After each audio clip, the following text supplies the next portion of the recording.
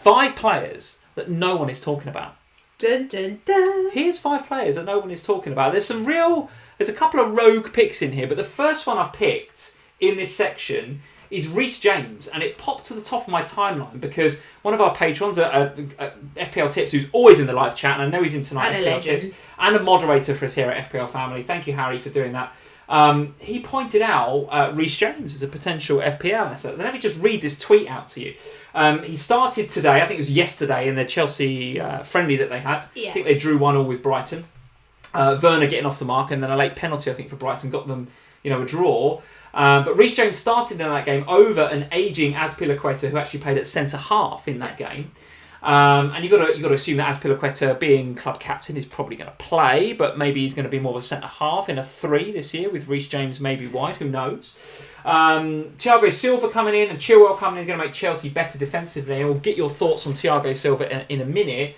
Very attacking, etc., etc. Loves a cross. Will overlap Ziyech, because what Harry's saying, and for those of you that don't know Tips or are not following Tips, you need to be doing that on Twitter at FPL Tips with a Z. But he's a big Chelsea fan, and he's already noticed that Ziyech likes to get the ball and likes to come in almost like in a Salah-esque way when Trent goes round the outside. Is Rhys James going to be in that sort of Trent mould with Ziyech on that side? And of course, Rhys James only 5 million FPL. So what are we saying? 3.5% TSB. So being criminally overlooked right now. Yeah, so last season you were doing bonkers when you own a Chelsea defender because they were just not good defensively. That was their weak point.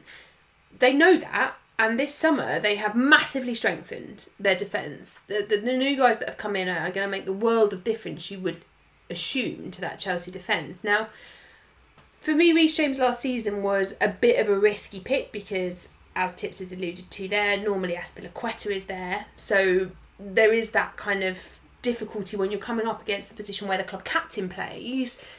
It's hard to break that.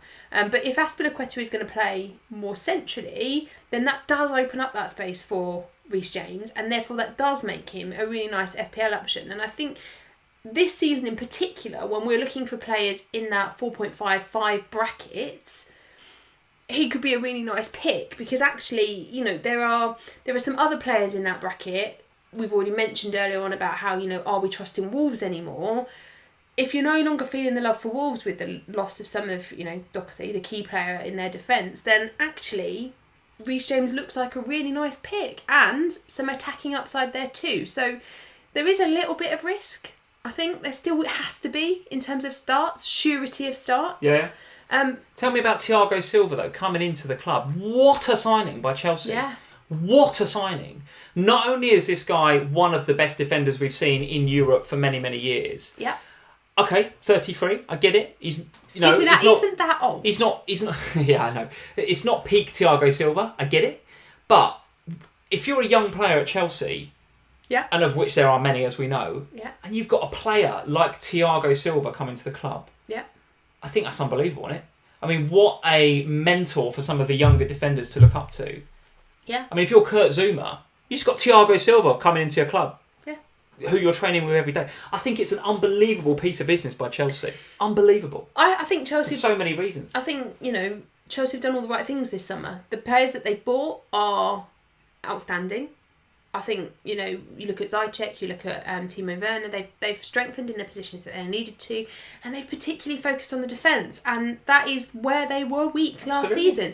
The only thing they haven't yet done, which they need to do, is sort out the goalkeeper behind, because I'm not sure that the clean sheets will always be there, because there was a great graphic that I was looking at the other day about keeper mistakes costing games and costing clean sheets, and Kepa was huge on that graph. That might limit Rhys James. That might be a problem. That might be. Okay, on to the next one. What can I never say? Bukayo Saka. Who? Here's the stat that I wheeled out at the beginning of the live stream. So he is in 6% of teams. I think that went up during the Community Shield. I think he was a lower percentage before that. So people are talking about him, right? So not like no one's talking about this guy, but he is getting now more regular starts under Arteta. He's very versatile. Hasn't got to play on that right-hand side. Better than Pepe, isn't he? Better than Pepe. Oh, yeah. And I love the fact that he's English as well. It makes me excited as an England fan to see all of this young English talent coming through. And Saka is absolutely up there. And if you want to go for Aubameyang for the first two, which a lot of people will be, and I've already said he's, in my words, essential because they've not tinkered him out of my team at all so far this season, is the double up with Aubameyang and Saka in midfield something worthy of consideration at 5.5 million? Yes, but I think he's going to be your cheap one, right? So probably you're going to have... It depends on how your strategy is going to be, isn't it? Is he going to be 4 big ones and a little one, or 3 big ones and 2 little ones? If it's 3 big ones and 2 little ones, then Saka alongside Souček makes a hell of a lot of sense. Yeah. I mean, you owned him for most, or not, if not all, of Project Restart. Yeah.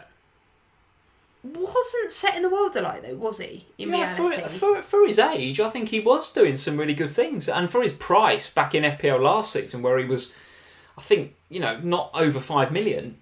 Fantastic, the odd assist, a little bit of goal threat, and that was his first season. He was just starting to get into the team, and Arteta just sort of dropped him in there and said, "Off you go, let go and do something." Given that our season was kind of inverted commas over. Yeah. Now they're coming into this season. They've had a very short pre-season.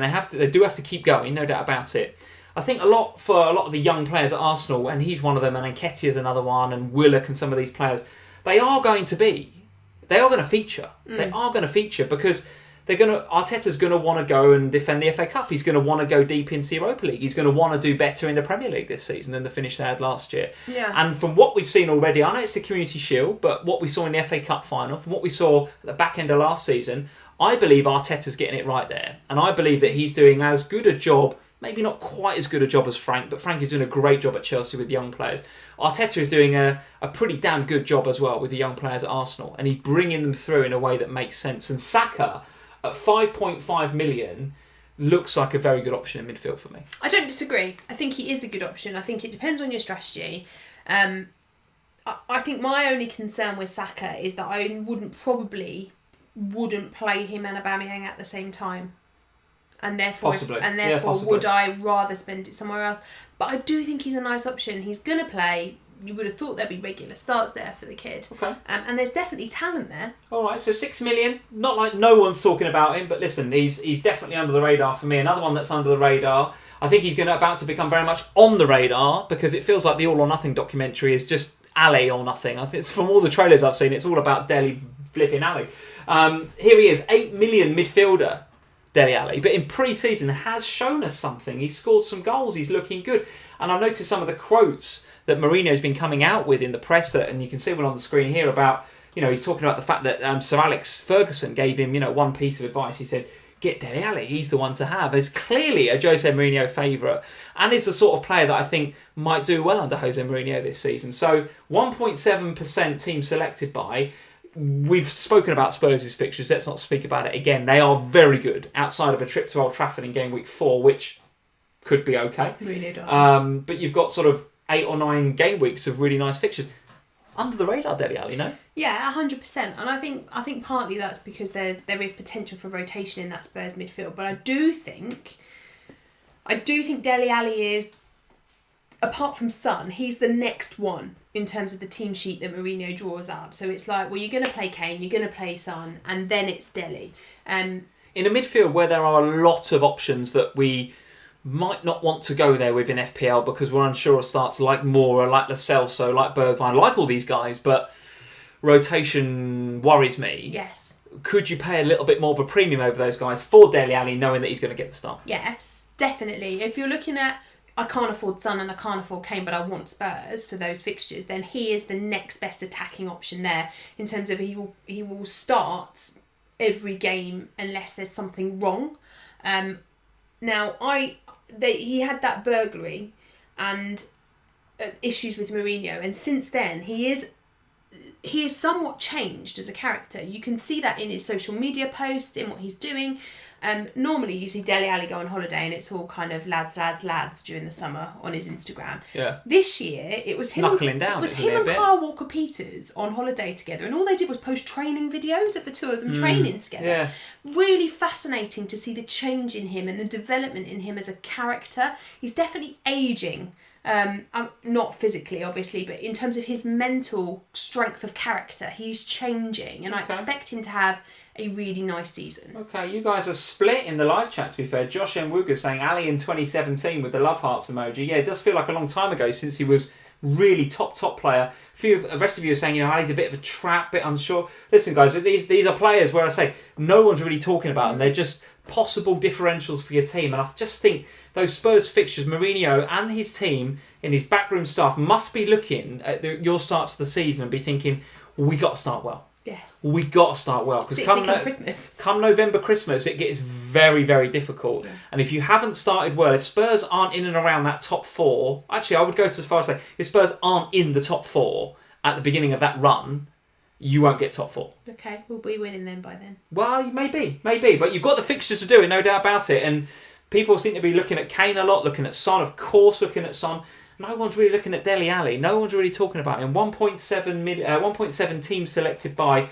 8 million is quite a pricey price tag, no doubt about it. But in pre-season, like you say, has shown some form. Goals and assists for Dele Alli so far.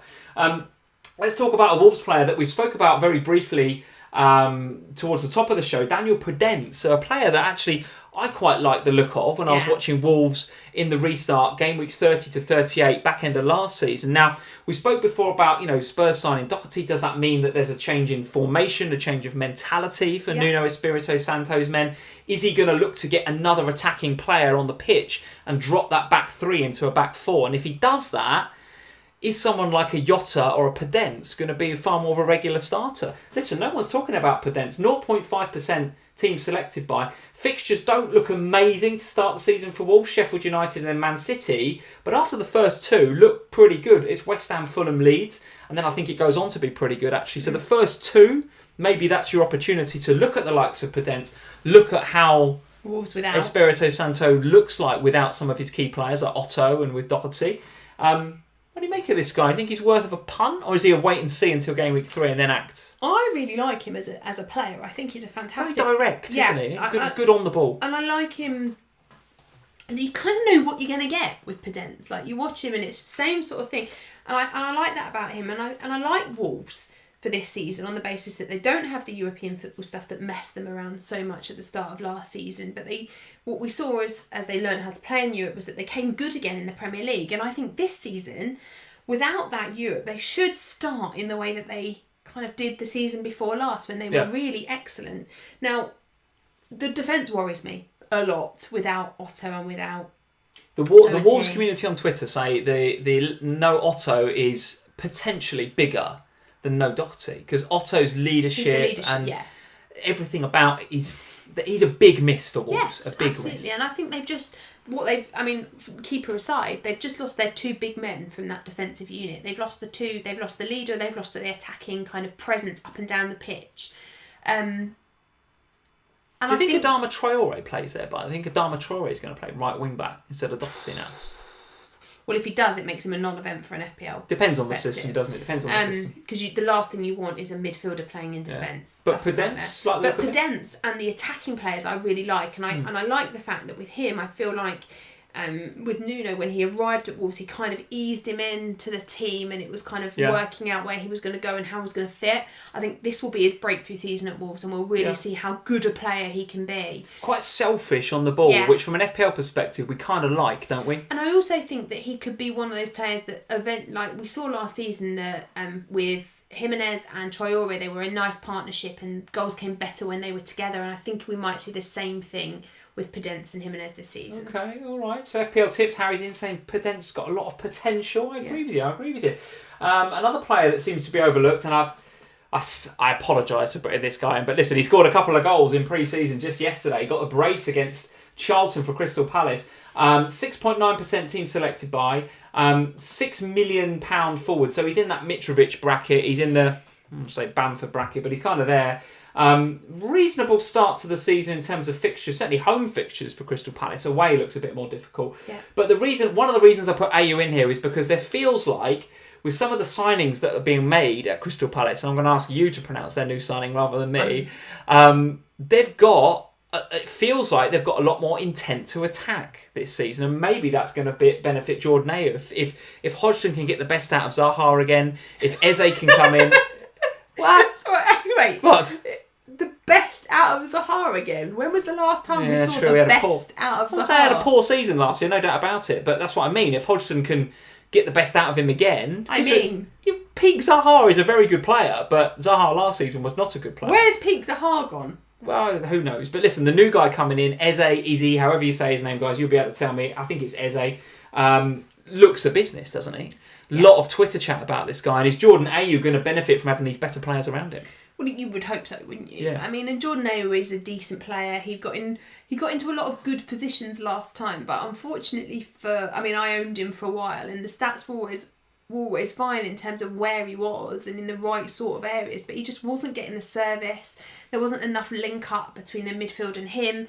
It just didn't go well for him last year, particularly. But this year, if they can manage to create that link, and let's be honest, we're all going to be looking at a 6 million attacker. We're going to have to, the way that our teams feels go. like it, doesn't it? I'll be surprised to see teams that don't have one of Ayew or Adams. We had a super chat earlier from someone that was Kane, Werner and Martial, but I agree with you. But I think for the majority of people, Jordan Ayew alongside Che Adams or Mitrovic are going to be the player of choice up top. Now, of all three of them, Ayew is the one that worries me more, but not because of him, just because of Palace generally, because you just don't really know what Palace you're going to get. But if we get the Palace of old, who were, creating good opportunities, then Ayew is being massively overlooked if we get that Palace.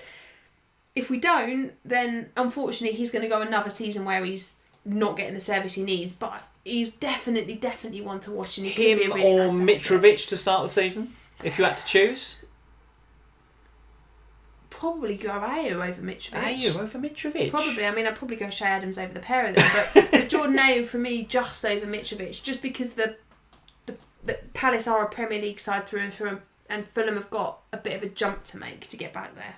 Fulham have got the fixtures, but listen, Jordan Ayew, only 6.9% team selected by, still in differential territory. Like you say, reasonable price tag at 6 million. Going to be a fair amount of choice there, I think, come game week 1. Southampton, Everton and Brighton as the first 3 home games for Crystal Palace, so he could get off to a good start.